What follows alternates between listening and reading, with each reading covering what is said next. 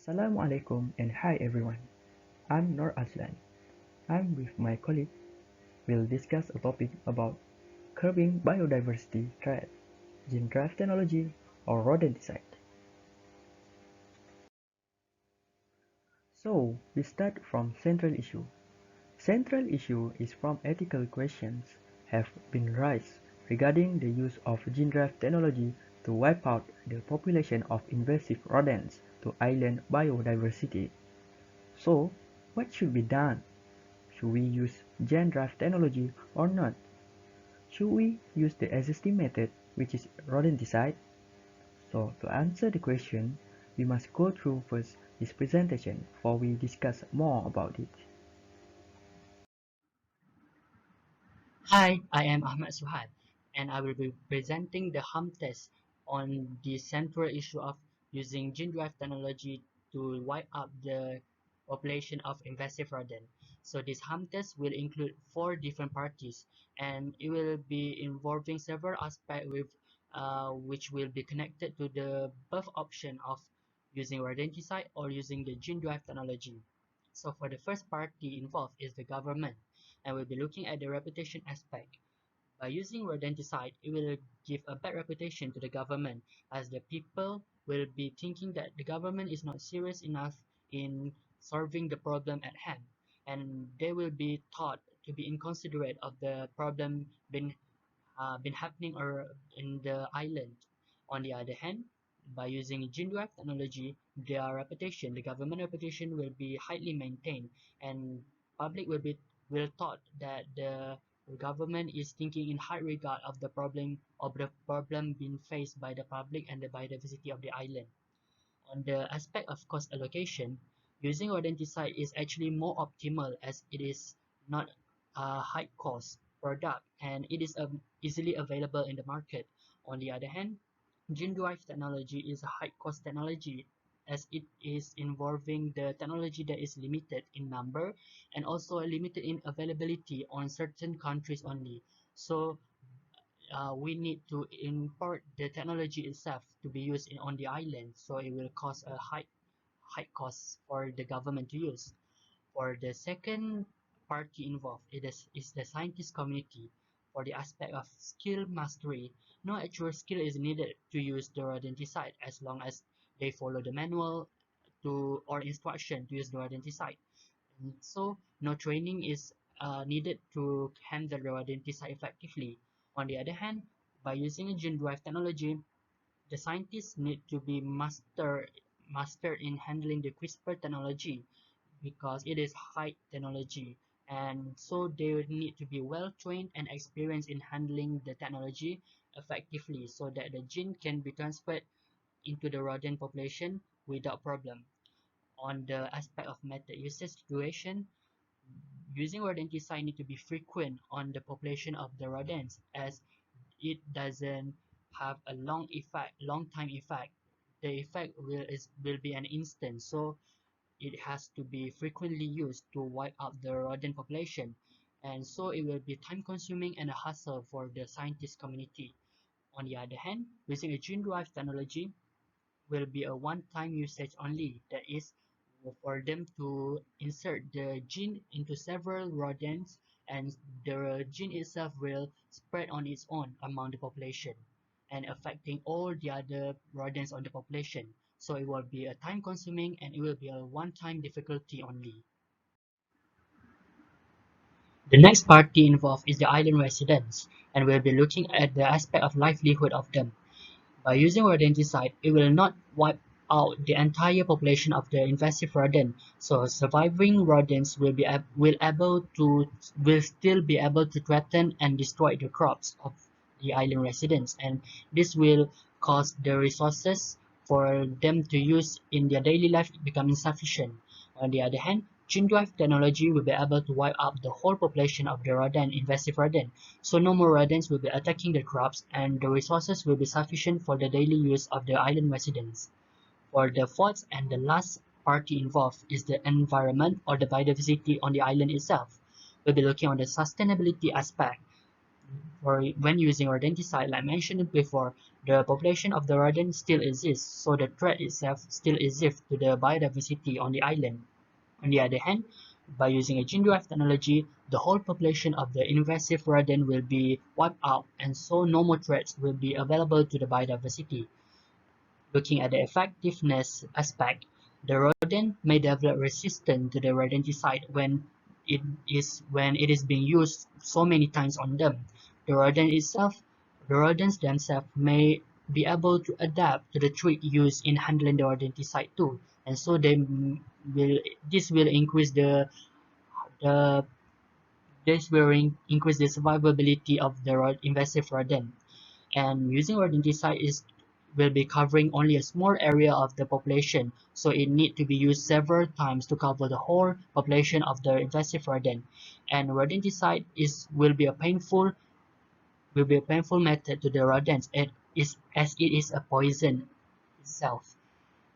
On the other hand, while using a gene-derived technology, we will have a fast-paced effectiveness, and it will cover a large area of the population. It will cover the whole population of the invasive rodents without a problem, and it won't be a painful method to the rodents. And of course, it will cause a massive extinction to the population of the rodent, so no more threat will be available to the biodiversity on the island. On the last aspect is the side effects to other organisms. Using rodenticide, like mentioned before, it is a poison, so it may cause harm to non-target species. Other animals may be consuming the rodenticide without knowing its content, and they themselves may be affected and die due to the rodenticide. On the other hand, using a gene-derived technology, the gene is specifically developed to affect only the rodent as the target species. So only the rodent will be wiped out, while the other organism won't be hurt or be if affected by the gene-derived technology. In conclusion, for the harm test, more benefits can be seen by using the gene-derived technology in wiping out the invasive rodent population on the island. Assalamualaikum and hi, my name is Muhammad Amir Haziq. Now I will be presenting to you the faith test. For this part, we will be looking at some perspectives from different religions regarding our central issue, which is the usage of gene-drive technology to wipe out the rodents population. First of all, we will be looking at Islam perspective for this issue. In a narration, the Prophet said, وَإِذَا قَتَلْتُمْ فَأَحْسِنُوا فَإِنَّ اللَّهَ عَزَّ وَجَلَّ مُحْسِنٌ يُحِبُّ الْإِحْسَانَ, which means, if you have to kill, then kill in the best manner. Verily, Allah the Exalted is excellent and He loves excellence. The message from this hadith is, if we can't avoid slaughtering the animals when there is no need, then it is better to let them continue to live. In our case, it will be a good option to wipe out the population of the rodents, since it is a key threat to the biodiversity island. By using gene-drive technology to wipe out the population, the rodents population will be wiped out slowly without slaughtering them. Move on to the next perspectives of animal rights in Christianity. There is a Proverbs verse 23, chapter 27. Know well the condition of your flocks and give attention to your herds. There is also a strong argument in this that we should be mindful of the needs of our animals, and we need to pay attention to them when they need it. Neglecting what God has given to us, be either it is property or animals, is not blessing to God, and He has every right to take away from us, which is stated in Job chapter 1 verse 21. From the Proverbs stated, we need to be kind to all living things, especially animals. It is also our responsibility to look after them, taking consideration to other living things. Using gene-drive technology to wipe out the rodents population will bring benefits to the biodiversity islands.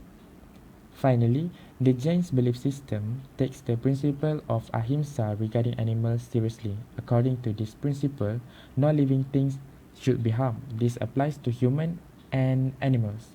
First, they are strict vegetarians. Second, they will wear masks to keep them from breathing in insects. Third, they can't use a small broom to brush pet. And last one, they don't walk on any living beings. They do all these things to protect the animal rights. This principle teaches us that animal rights is our priority. And because of that, using gene drive technology will only affect the selective target, which is the population of the rodents, while using the rodenticide may cause harm to another species. In conclusion, for the faith test, gene drive technology is a suitable method compared to the usage of rodenticide to wipe out the rodents population.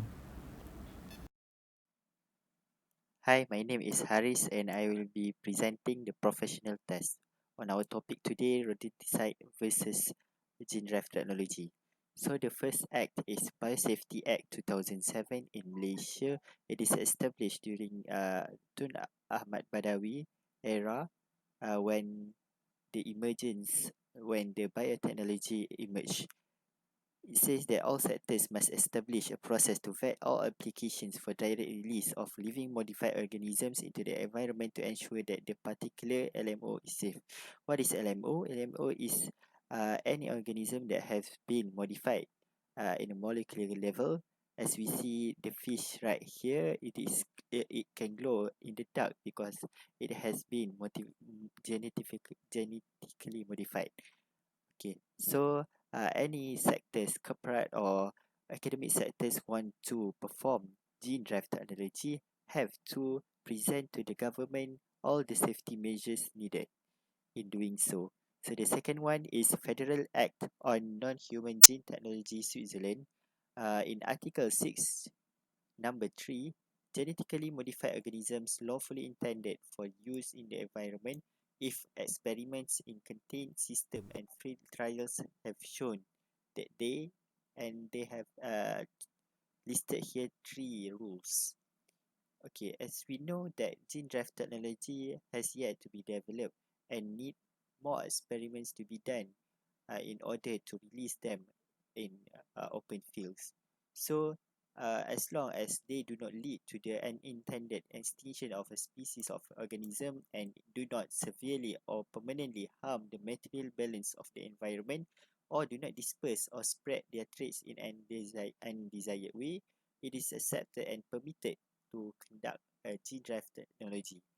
Okay, in this case, it will not cause any harm or distort the ecosystem, uh, and it can restore the balance of ecosystem as we uh, kept away the keep away the invasive rodent, and it will not cause any harm to other organism as it very specific to the rodents, invasive rodent. And the third one is Summary of Federal Insecticide, Fungicide and Rodenticide Act in United States. All applicants must show, among other things, that using pesticide according to specifications will not generally cause unreasonable adverse of effects on the environment. Okay, so rodenticide has been used, and it shows that uh, there are many adverse effects on the environment and also human health. As we see, rodenticide is non-specific, and it can kill other non-invasive rodents such as squirrels and other cute animals and so on. And for human health, rodenticide can cause intoxication to human. In some cases, children could swallow or ingest the rodenticide, and it can cause poisoning and other health effects. Thank you. Hi, I'm Radin Mashahid bin Zulkifli. I will explain to you about the publicity test. Based on the report Gene Drives on the Horizon, Advancing Science, Navigating Uncertainty, and Aligning Research with Public Values, a global gene drive technology may allow the spread and persistence of a trait throughout a population or even a whole species, which assumes gene flow is appropriate. This is because we had outlined our understanding of gene drive research science, ethics, public engagement, governance, and risk assessment. Second, rodent control operations are important tool for preventing and managing infestations by synanthropic rodents in outdoor environments, which are a source of economic and environmental damage with significant health consequences. Meanwhile, the use of anticoagulants is safer for humans and pets compared with the use of acute poisoning agents. There is an inherent danger of the active ingredients, such as the potential after exposure toxicity of non-target species for such infants, pets, and wildlife. Lastly, poisoning by anticoagulant rodenticide or AR has emerged as a major concern for the conservation and management of non-target wildlife. The purpose for these toxicants is to suppress pest populations in agriculture or urban settings. This is because the risk of direct and indirect exploitation and illegal use of AR on public and community forest lands has recently raised concerns for fishermen. Based on our perspective, after all, it should be made in public in order to remind the society that it is aware of the safety of a building, particularly research universities. This also can be set as an instance to other research universities that they do not tolerate any wrongdoing about building safety. After going all the tests, final decision had been made, which is the gene drive technology is the best way to curbing biodiversity threat. Gene drive is the potential to change the gene pool of a population in such a way that certain genetic information prevails within the entire population but not the entire species. While rodenticide give more negative consequence to entire species because of the toxic from the rodenticide will expose to other animals. That's why the gene drive is safe environment than rodenticide. To curbing the biodiversity threat, the biologists should take measures to ensure that the action they take are morally permissible, especially when they propose killing many organisms they have considered unwanted within an ecosystem.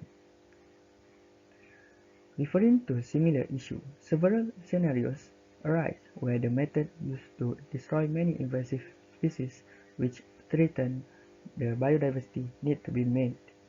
3 scenarios in which invasive species are eradicated, which is yellow crazy ants on Christmas Island, bear owl in the Pacific Northwest, and leafy spurge in the central United States. Each of the scenarios was analyzed using 2 ethical theories, which is utilitarianism and biophilia. Utilitarianism, which aims to maximize the amount of good for the greatest amount of beings. Biophilia aims to maintain ecosystem health regardless of how much use it would be for people. Therefore, this theory same with our central issue, to use gene drive to wipe out the population of invasive rodents to island biodiversity. So, that's all from us. Thank you.